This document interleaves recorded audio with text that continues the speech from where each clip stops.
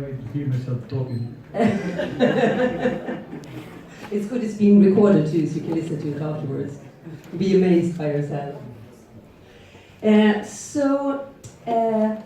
Could you share with us some of the most memorable interactions that you have had during your long career?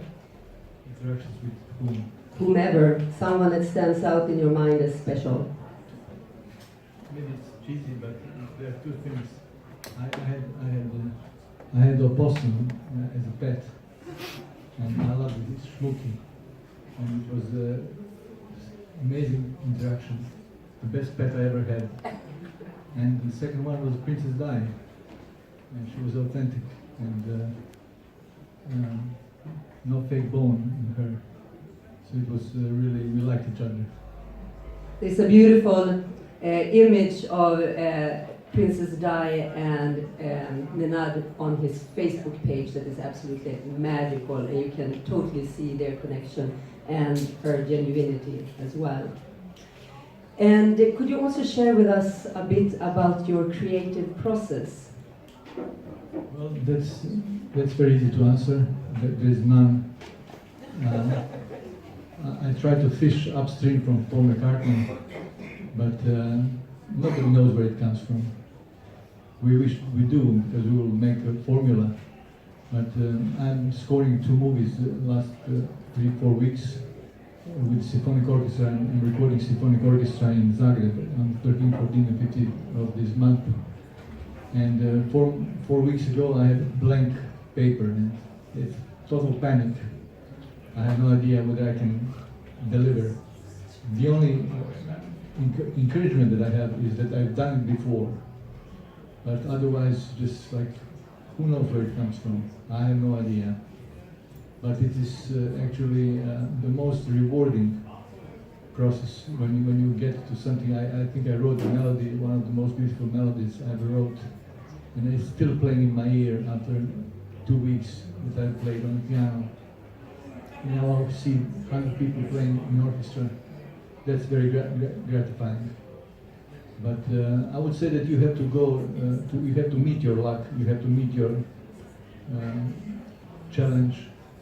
Don't go away from it, but be brave. Art is a chaos. You know, art equals chaos. It's all over the place. But then art is the only thing that stays. So I would say be brave and face the blank paper. Maybe something will be written at the end of the day. That's great advice and very interesting to hear. Also, you have Parkinson's, and how has that affected both your life and your creativity? Well, I don't. When I play shaker, I don't need to do anything. I just hold it. I slow down. It's 8 years now that I have Parkinson. I slowed down, but I'm doing whatever I was doing before. I wish it could be on my own terms to slow down, because I always wanted to slow down. But I didn't lose a beat. I still play. Actually 2 years ago I stopped playing because it was shaking too much. And then I started to play ping pong. Movement, you know, moving, rotating ball in the air, you have to hit it in tangent. And that enabled me to play again. I couldn't play this syncopation 2 years ago. But playing ping pong, and I juggle. And now I'm organizing World Championship of the Ping Pong Parkinson in October of next year with International Table Tennis Federation. And in New York, in my club, for 18 months we are playing Ping Pong Parkinson every Wednesday. People with Parkinson come and we play. So I say better something than nothing. Yeah. That's awesome. But you also have some juggling things here with us. If I want to embarrass myself, yes.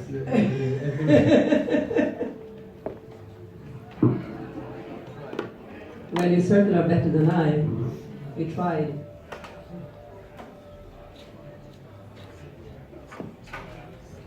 The most exercise is when you pick up from the floor. Then you try.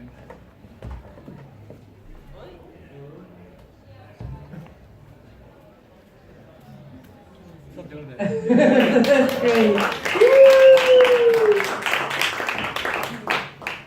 And you have two amazing projects.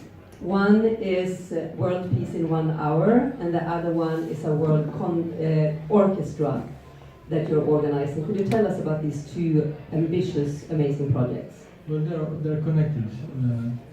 Next year I want to put all the instruments of the world in one orchestra. There are approximately between 350 and 550 instruments that are known, the legendary instruments. And I always wanted to see or hear how the world sounds, you know, how the real world sounds. We put all the instruments in one room or on Times Square somewhere, and we play together. So that's a project for 2019, and we are looking for strategic partners and somebody to help us doing. War Peace in 1 Hour. Well, maybe it sounds ridiculous, but do you know how many people have been killed in the last century? Does anybody have a guess? How many people have been killed in the last century? Too much. Too much, exactly. 200 million people. 2 million per year. And how many people have been killed in this century? 1.5 million. So much less. So people are less and less violent. And there is, I think there are a number of reasons, because they find out that there is other better ways of living. But also now we have 3 billion cell phones. And you cannot beat somebody on the street that 2 people are not filming anymore. And you cannot commit genocide and claim the other side committed genocide against you. There is a proof, there is a video. So there is transparency. So I would say that peace is profitable. There are 500 people in the world that make money in the war. And my proposal is, do you know how big is the budget for military expenditure? Does anybody know? It's $1.7 trillion per year, every year. We just spent about $12 trillion in a couple of years for the wars. You can imagine what can be done with this money. That infrastructure could be built. Education, health care, and all of this can be done. So, and I know it's easy to say, why don't we all sing Kumbaya at the end of the day? It's easy to say, but what differentiates my proposal is that I would ask, there are 4 major manufacturers of the arms, 4 countries in the world. They are also permanent members of the UN. And if they can at the same time scale down 50% of production and use the military to build the infrastructure, so it's something that will benefit society. But because the power structure will not change it, they do it at the same time. And the citizens will be much happier. So you don't need to have 200 countries to agree on it. G8 countries agreed, that's it. We are done. And I joke on TEDx that I have a speech. We put the leaders of the G8 countries in one room and don't give them cookies, it will be 45 minutes. You know? So it's there is no need. Everything that we need for world peace, we have it right now. And for peace, you don't need to do anything. You can just stay. You can just be. For war, you have to work. For peace, you don't need to work anything. We already have it. It's here. And with that said, sometimes a gesture says more than 1,000 words. And Nenad, he has a gesture that we just found a name for today, World Peace in 1 Hour Salute. And he will show us, and we can do it. Photograph, please, and hashtag World Peace in 1 Hour. And this has been done in Italy at your exhibition. I just came from the exhibition in La de Garda, and it's interesting how people react. I was at the Great Wall of China, and I did that, and then like 50 people did the same thing. Or in front of the Nest Olympic Stadium, there's a picture of it. And one young girl did the same thing, the same gesture. I don't know what it resembles, resonates with people, but it does.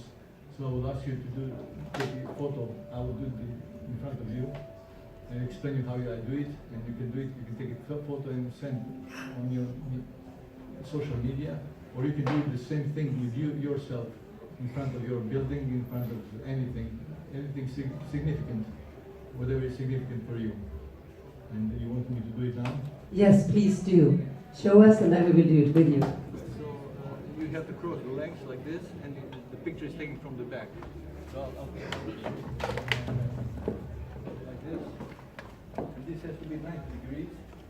Hands like this. And that's conductive scene basically. And then do this movement. So you can take a photo now. Oh, they are taking. Oh my God. How about you take the photo?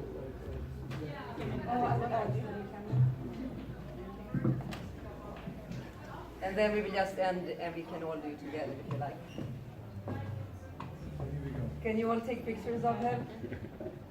And we start create the world movement together.